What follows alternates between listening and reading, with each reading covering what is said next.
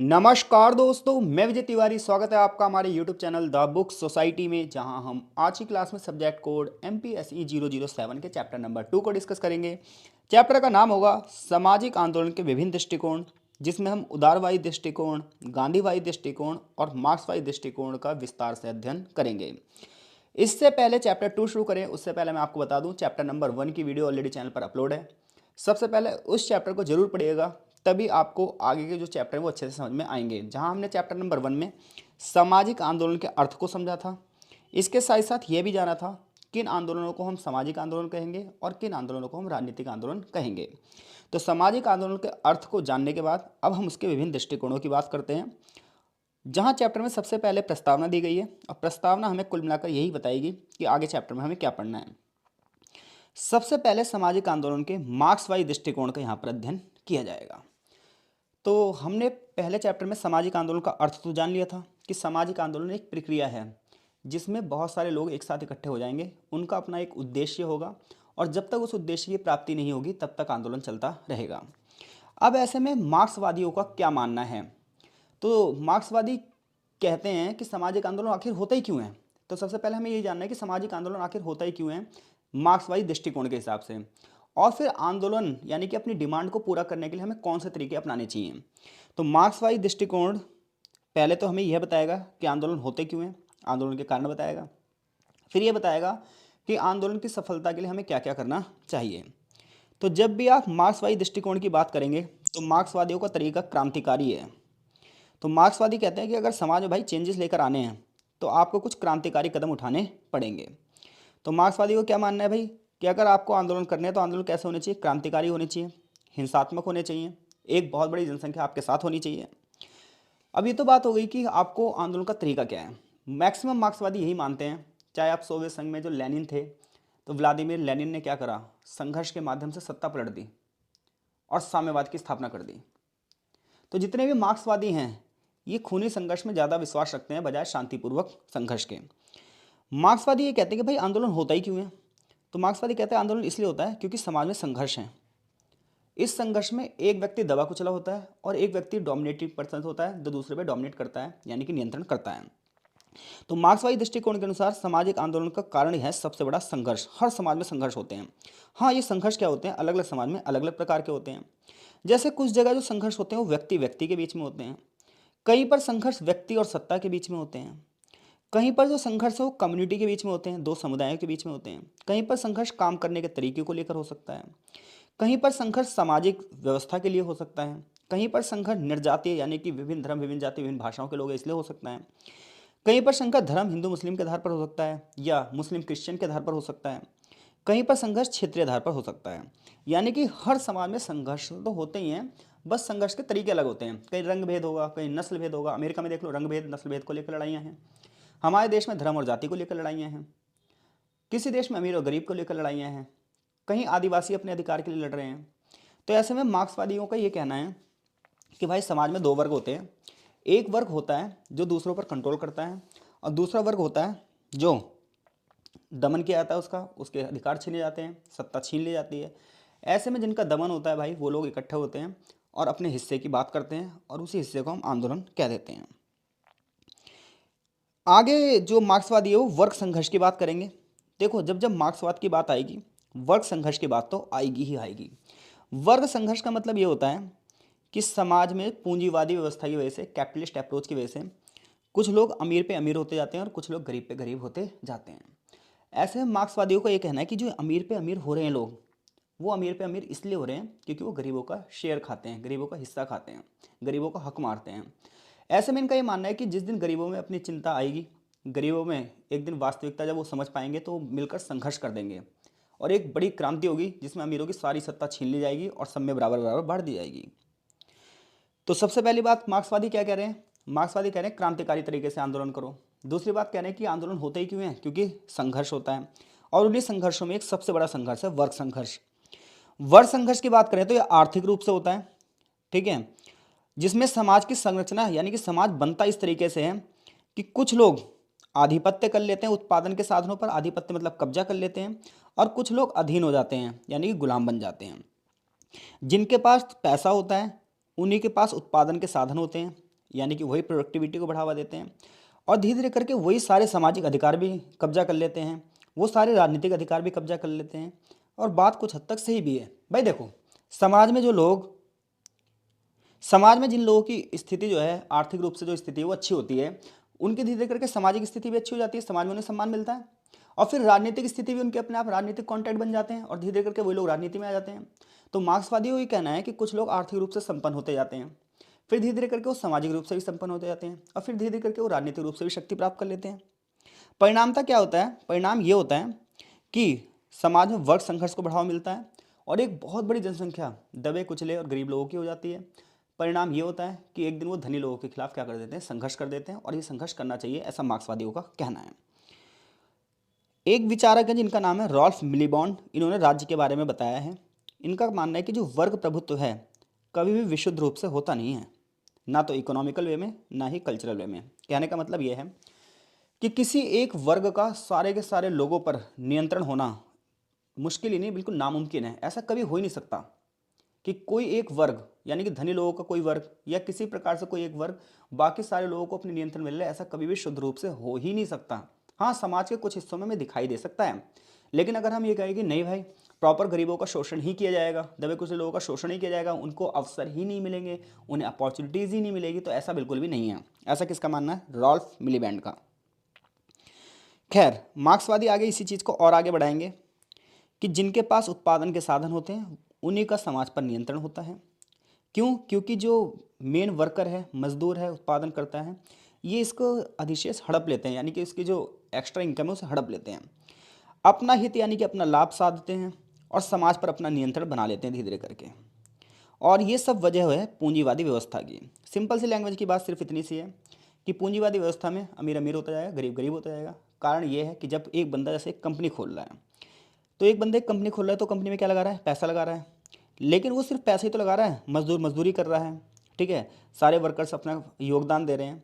अब मान लो इस कंपनी में 10 वर्कर हैं और कंपनी को प्रॉफिट हुआ 1 करोड़ रुपए का, तो मार्क्सवादी को ये कहना है कि जो 1 करोड़ रुपए है ये 10 के 10 बंदों में बराबर बंटने चाहिए। यानी कि मालिक को लेकर अगर 10 बंदे हैं तो 10 बंदों में बराबर बराबर बंटने चाहिए। लेकिन होता क्या है कि 9 बंदों को तो सैलरी दे दी जाती है 10-10 15-15 हज़ार रुपये, और जो एक मेन प्रॉफिट है वो सीधे मालिक के पास चला जाता है, जिसकी वजह से इन लोगों की स्थिति तो ऐसी की ऐसी रह जाती है, और ये बंदा अमीर होता जाता है, अमीर होता जाता है, अमीर होता जाता है। तो मार्क्सवादियों का ये कहना है कि भाई इन बंदों को जो आप सैलरी दे रहे हो ना, इन्हें शेयर देना चाहिए, क्योंकि जब आपकी कंपनी जब ही चल रही है जब ये लोग काम कर रहे हैं, आपके पास पैसा था, आपने पैसा दिया, इनके पास लेबर है तो इन्होंने लेबर दी, तो जो प्रॉफिट का शेयर होना चाहिए वो इक्वल होना चाहिए। तो इसमें क्या रहेगी? संसाधन सबके पास बराबर बराबर जाएंगे। लेकिन होता इसका उल्टा है, ये बेचारे उसी सैलरी की, इनकी वही सैलरी रहती है, और ये अमीर पे अमीर होता जाता है। तो ऐसे में अमीर और गरीब के बीच में खाइयाँ जो है वो बढ़ती चली जाती हैं। तो धनी और श्रमिक वर्गों के बीच में हमेशा प्रतिरोध रहता है। परिणाम इसका यह रहता है कि हर जगह फिर धनी लोगों का क्या हो जाता है? कंट्रोल हो जाता है, और ऐसे में वर्ग संघर्ष होता है और आंदोलन बनते जाते हैं। तो अगर एग्जामिनर क्वेश्चन पूछेगा कि सामाजिक आंदोलन का मार्क्सवादी दृष्टिकोण बताओ, तो मार्क्सवादी तरीका क्या है? क्रांतिकारी तरीका है। कारण क्या है? संघर्ष है।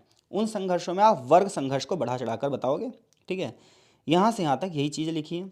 जितने भी मार्क्सवादी हैं ये निश्चय रूप से कहते हैं कि पूंजीवादी राज्य जो है ये संसदीय लोकतंत्र में संपन्न लोगों की हितों की रक्षा करता है। यानी कि मार्क्सवादियों का कहना है कि लोकतांत्रिक जो राजनीति है ये जो भी काम करती है ना, ये पूंजीवादियों के हित में करती है, यानी कि अमीरों के हित में करती है, और श्रमिकों का तो हमेशा शोषण होता है। आपने भी कई बार सुना होगा जब बजट आता है तो हमेशा ये कहा जाता है गरीबों को इस बजट में कुछ मिला ही नहीं, गरीबों को टैक्स ज़्यादा देना पड़ता है, हर जगह उनके पास टैक्स लगाया जाता है, कोई भी सामान करेंगे, हर खरीदेंगे, हर जगह टैक्स देना पड़ेगा।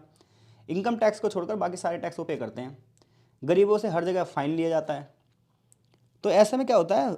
गरीबों का तो बड़े पैमाने पर शोषण होता है, और जो है अमीर उनको लगातार टेंडर मिलते रहते हैं, वो अमीर पे अमीर होते जाते हैं। तो मार्क्सवादी को यही कहना है कि संसदीय लोकतंत्र में संपन्न लोगों के हितों की तो रक्षा होती है, लेकिन गरीब के लिए कुछ भी नहीं होता, उनका शोषण होता रहता है। समाज दो भागों में बढ़ जाता है, एक हैव्स और एक हैव नॉट में, यानी कि एक जिनके पास सब कुछ है और एक जिनके पास कुछ भी नहीं है। अब ऐसे में जिनके पास कुछ नहीं वो क्या करेंगे बेचारे? संघर्ष ही तो करेंगे, आंदोलन ही तो करेंगे। तो यहाँ पर भी आंदोलन के कारण वही है, पूंजीवादी व्यवस्था, राजनीतिक अधिकार। तो यहाँ से यहाँ तक आप देखेंगे तो एग्जाम्पल दे के यही सारी बातें लिखी हुई हैं। तो मार्क्सवादी दृष्टिकोण को आई होप सो आप अच्छे से समझा देंगे।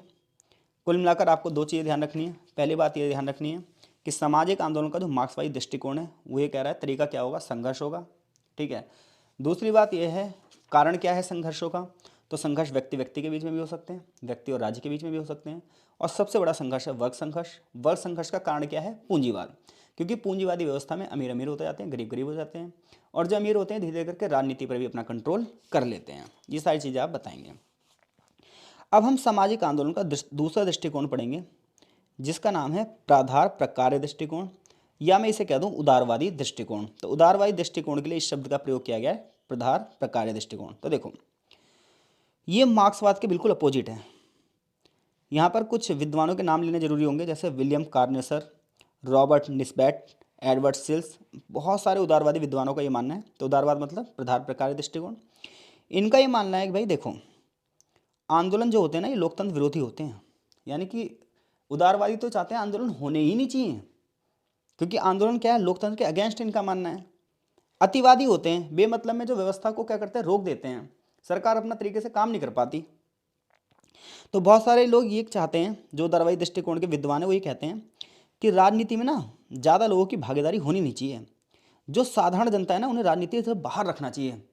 ये तो यहाँ तक भी कहते हैं कि जो लोग टैक्स पे नहीं करते और जो लोग शिक्षित नहीं हैं उन्हें वोट डालने का अधिकार भी नहीं होना चाहिए। उदारवादी दृष्टिकोण के लोग ये कहते हैं इनकी सरकार में भागीदारी होनी नहीं चाहिए, क्योंकि जब ये सरकार में भागीदारी भी करते हैं ना तो भी सरकार के कार्यों में बाधा पहुंचती है।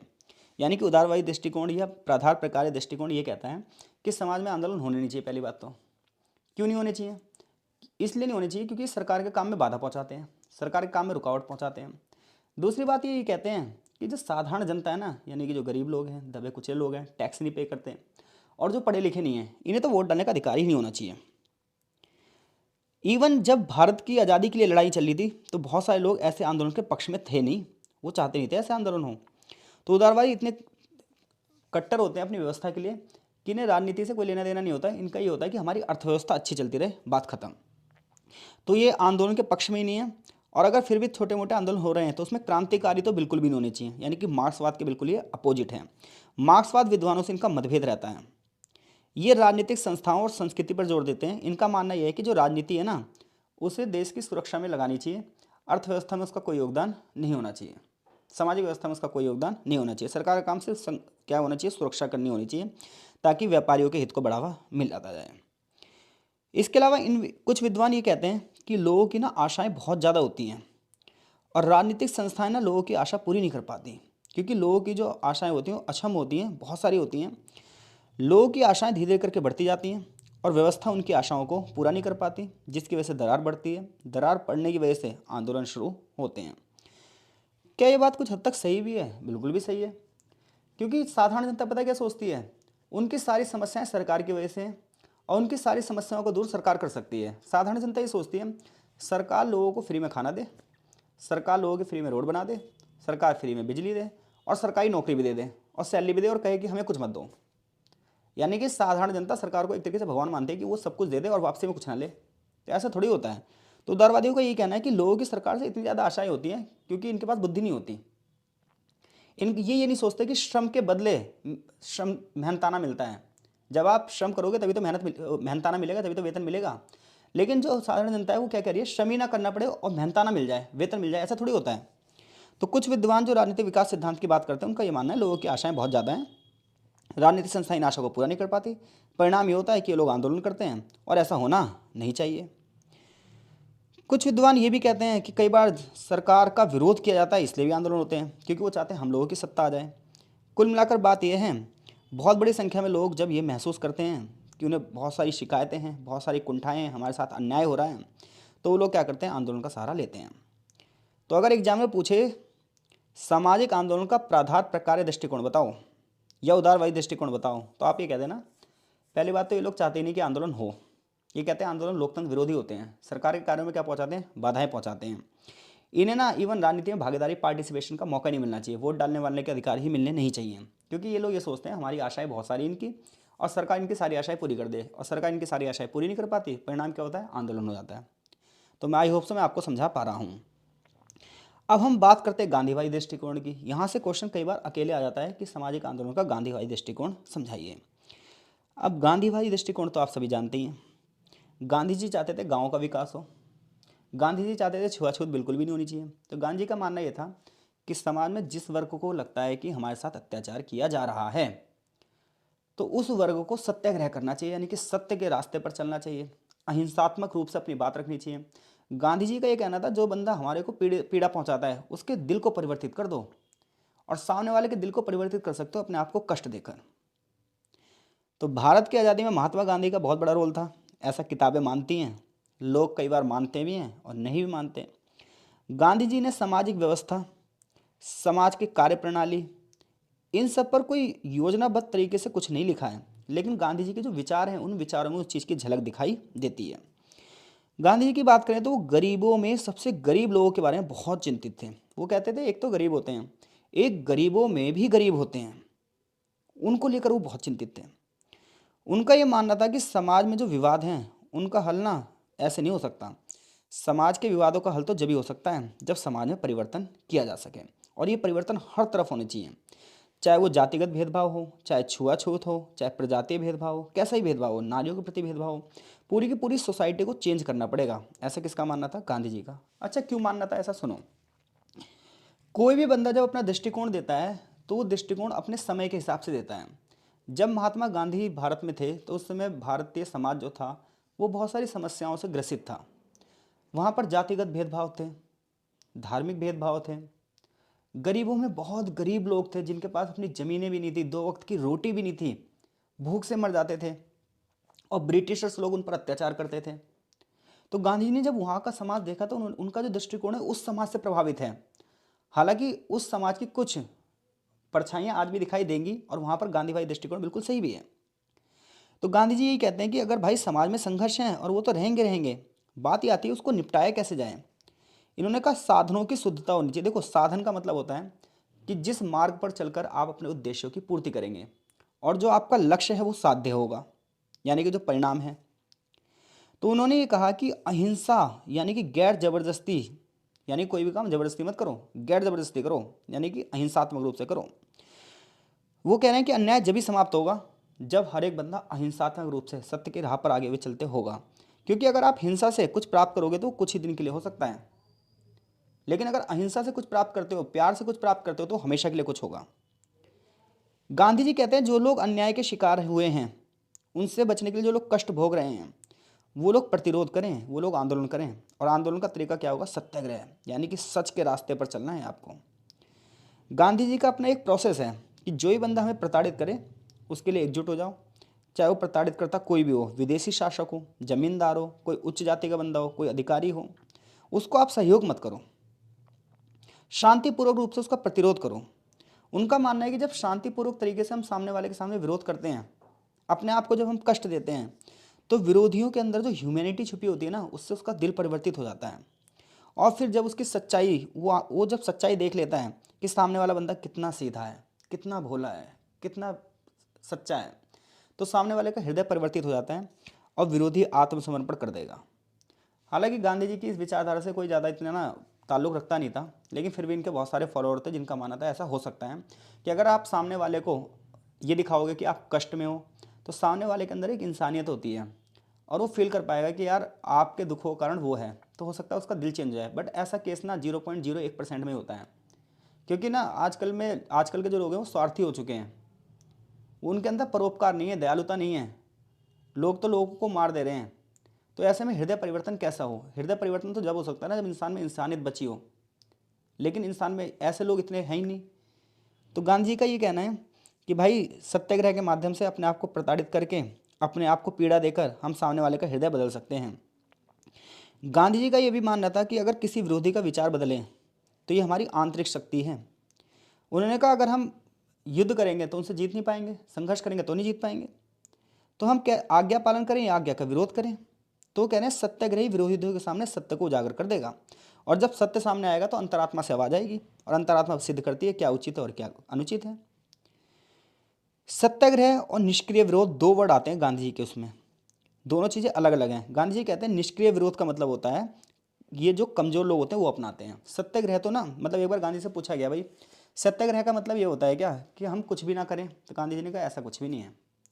सत्याग्रही जो होता है ना वो कमज़ोर नहीं होता, वो बहुत मजबूत होता है, क्योंकि बहुत ताकत की ज़रूरत होती है अपने आप को कष्ट देने में। देखो, दूसरों को कष्ट देने में ज़्यादा ताकत की जरूरत नहीं होती, अपने आप को कष्ट देने में, अपने आप को संयमित करने में, अपने आप को कंट्रोल करने में, अपनी इंद्रियों को कंट्रोल करने में बहुत ज़्यादा ताकत की जरूरत होती है। इसलिए गांधी जी कहते हैं जो निष्क्रिय विरोध है ना वो कमज़ोर लोगों का है, लेकिन जो अहिंसा पर विश्वास करता है, जो सत्य पर विश्वास करता है, वो क्या है, वो बहुत मजबूत होता है।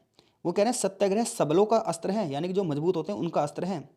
ये किसी भी स्थिति में हिंसा को स्वीकार नहीं करेगा, इवन सामने वाला बंदा उस बंदे को मारेगा ना तब भी वो बंदा कुछ नहीं कहेगा। तो बात तो सही है भाई, सत्याग्रह बहुत मजबूत लोगों का हथियार है। डेविड हार्डमैन गांधी जी के तरीकों को संविदात्मक विरोध कहते हैं। उनका ये मानना है कि विरोधी शत्रु नहीं है, यानी गांधी जी कह रहे हैं जो हमारे विरोधी है ना वो हमारा शत्रु नहीं है। कोई भी बंदा हमारा विरोधी है उसे शत्रु की तरह मत देखो, उसे ये देखो कि वो भी एक इंसान है और उसके अंदर परिवर्तन लाया जा सकता है। तो गांधी जी क्या कह रहे हैं, गांधी जी कह रहे हैं जो विरोधी वो हमारा शत्रु नहीं होता। कोई बंदा किसी को नुकसान पहुंचाने की मंशा रखता है ना तो ये सत्याग्रह का उल्लंघन होगा। जो भी सत्याग्रही है वो किसी को किसी भी तरीके से नुकसान नहीं पहुंचाएगा। ऐसे तो गांधी जी के विचार थे। तो गांधी जी के विचारों के बारे में तो आप कर ही दोगे, इसमें कोई ज़्यादा दिक्कत नहीं है। कुछ यहाँ पर एग्जाम्पल दिए हैं, ठीक है, वो एग्जाम्पल आप अच्छे से लिख सकते हैं। अब हम यहाँ पर कुछ छोटी छोटी थ्योरी पढ़ेंगे इस चैप्टर की। तो अगर चैप्टर से क्वेश्चन ये आता है कि सामाजिक आंदोलन का उदारवादी दृष्टिकोण बताओ, गांधीवादी दृष्टिकोण बताओ, मार्क्सवादी दृष्टिकोण बताओ, तो आप इस क्वेश्चन को करने में सक्षम हैं। आगे 10-10 नंबर की 2 टिप्पणियाँ इस चैप्टर में। एक संसाधन संग्रहण सिद्धांत है और एक सिद्धांत है सापेक्ष अभाव सिद्धांत। इन दोनों सिद्धांतों को भी हम यहीं कंट्रोल कर लेते हैं। तो देखो संसाधन संग्रहण सिद्धांत क्या होता है, रिसोर्स मोबिलाइजेशन थ्योरी क्या है। तो देखो रिसोर्स मोबिलाइजेशन थ्योरी का कहना यह है कि लोग जो भी काम करते हैं वो किसी लक्ष्य की वजह से करते होंगे, और यानी कि हम कोई भी काम करते हैं तो हमारा कोई एक टारगेट भी होगा, कोई एक लक्ष्य भी होगा, कोई हमारा एम भी होगा, और उस एम की वजह से हमारी कुछ प्राइमरी नीड्स भी अलग होंगी। तो संसाधन संग्रहण सिद्धांत ये कहता है कि भाई आंदोलन इसलिए होते हैं क्योंकि कुछ लोग इन आंदोलनों के माध्यम से कुछ लाभ की आशा करते हैं। अगर लोगों को उस लाभ की आशा ना हो, उस प्रॉफिट की आशा ना हो, तो लोग आंदोलन करेंगे नहीं। तो सामाजिक आंदोलन का ये सिद्धांत ये कहता है कि लोग आंदोलन क्यों करते हैं, लोग आंदोलन इसलिए करते हैं क्योंकि उस आंदोलन से उन्हें कुछ लाभ होता है। तो लोगों के कर्म कब प्रेरित होते हैं, यानी कि लोग कब कोई कार्य करते हैं, जब उनका कोई लक्ष्य होता है। जो उनका लक्ष्य होता है उसी चीज़ पर वो प्राइमरी यानी कि प्राथमिकता देते हैं। तो जब समय में मौजूदा प्रतिबंध होते हैं, कुछ बाउंडेशंस होती हैं, कुछ विकल्प होते हैं, उसी में लेकर लोग काम करते हैं। एक समझदार व्यक्ति उन्हीं विकल्पों को चुनता है जो उसे संतुष्टि प्रदान करें, क्योंकि एक नासमझ व्यक्ति तो किसी भी विकल्प को चुन लेगा और हमेशा ज़िंदगी भर परेशान रहेगा। समझदार व्यक्ति क्या करता है, अपने अंदर की संभावनाओं को तलाशता है और ये देखता है कि मैं किस चीज़ में काम कर सकता हूँ, और उस चीज़ को वो काम करता है। इस सिद्धांत के समर्थकों का ये कहना है कि भाई देखो, जो साधारण जनता है अगर वो इमोशंस में आकर क्रांतिकारी परिवर्तन करना चाहती है, आवेग से परे होती है, तो ज़्यादा समय तक आंदोलन चलता नहीं है और आंदोलन हो जाता है असफल। जैसे मान लो 50 लोग इकट्ठे हुए, उन्होंने कहा अब की बार तो सरकार को गिरा ही देंगे, और भाई धुआंधाड़ उन्होंने प्रदर्शन करना शुरू करा, इमोशंस में आके काम करना शुरू कर दिया, उन्होंने दिमाग लगाया नहीं। उनका आंदोलन कभी सफल नहीं होगा। पुलिस लाठीचार्ज करेगी, भगते भगते फिरेंगे, कुछ जेल में और कुछ घर में, कुछ अस्पताल में। आंदोलन सफल नहीं होगा।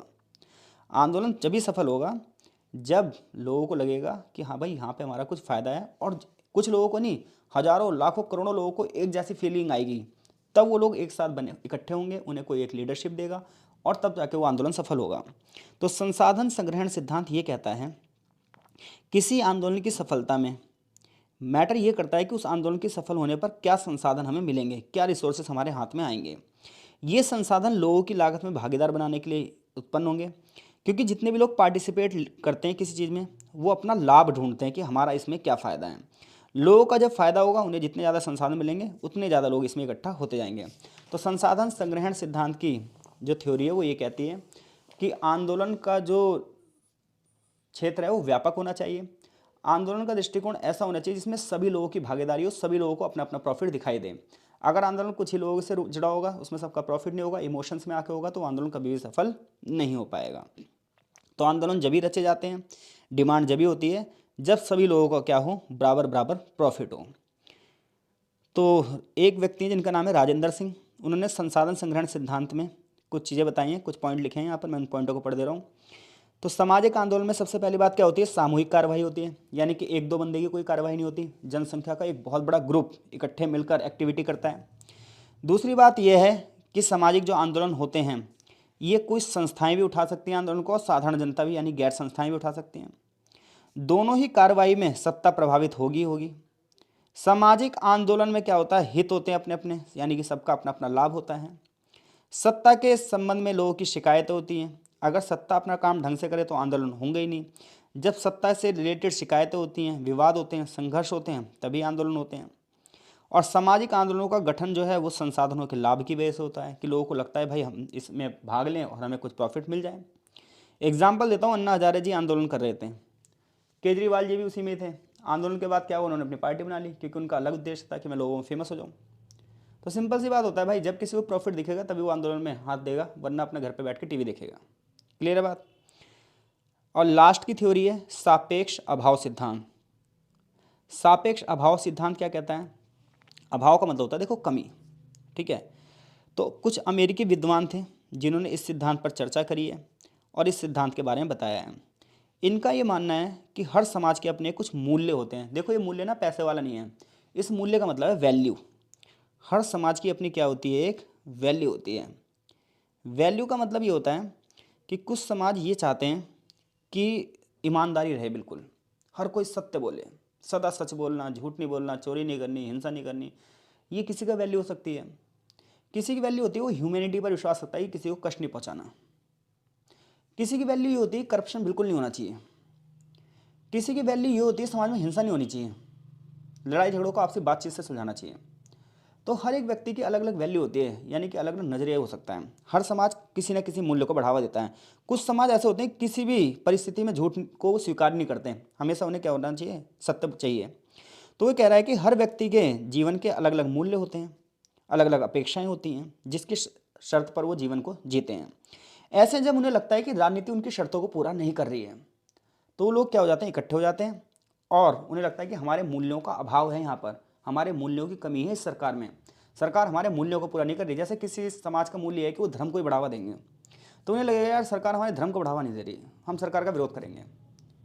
तो कई बार जो सामाजिक आंदोलन हैं वो इसलिए होते हैं कि लोगों को लगता है कि यार हमारे मूल्यों का अभाव है, हमारी वैल्यू की कमी है, हमें कुछ अलग से मिलना चाहिए। जैसे कोई जनजाति उठे और ये कहे कि हमें आदिवासियों का दर्जा देना चाहिए आपको, और वो लोग आंदोलन कर दें, तो क्या होगा, दंगे फसाद होंगे, आंदोलन होगा। तो सापेक्ष अभाव का सिद्धांत ये कहता है कि किसी कम्युनिटी को जब ये फील होता है कि उसकी वैल्यू पूरी नहीं हो रही है, तो वो क्या कर देती है, आंदोलन करती है। जो लोग अभाव को महसूस करते हैं, मैंने यहाँ पे हाईलाइट भी कर रखा है, जो लोग अभाव का अनुभव करते हैं वो क्या करते हैं, हताशा से पीड़ित हो जाते हैं। हताशा का मतलब है कि वो लोग निराश हो जाते हैं, यार हमारे लिए कुछ भी हो रहा नहीं है।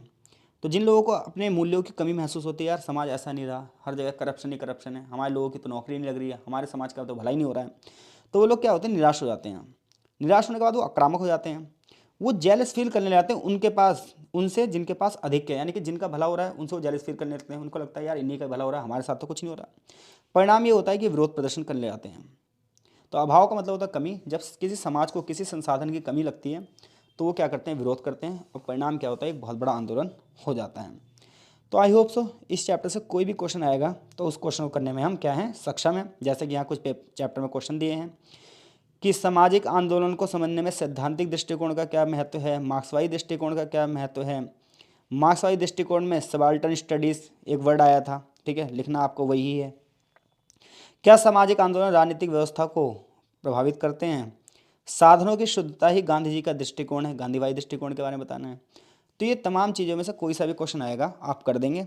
ये बात ध्यान रखना कि इस चैप्टर में जो बड़ा क्वेश्चन बनेगा वो क्वेश्चन यही बनेगा कि सामाजिक आंदोलनों के विभिन्न दृष्टिकोणों का वर्णन कीजिए। छोटे छोटे क्वेश्चन जो 10 नंबर के टिप्पणी के क्वेश्चन बनते हैं वो संसाधन संग्रहण सिद्धांत से बनेंगे, जिसका मतलब ये है कि जब लोगों को एक हित होगा, कुछ लाभ पाने की आशा होगी, तभी लोग आंदोलन करते हैं।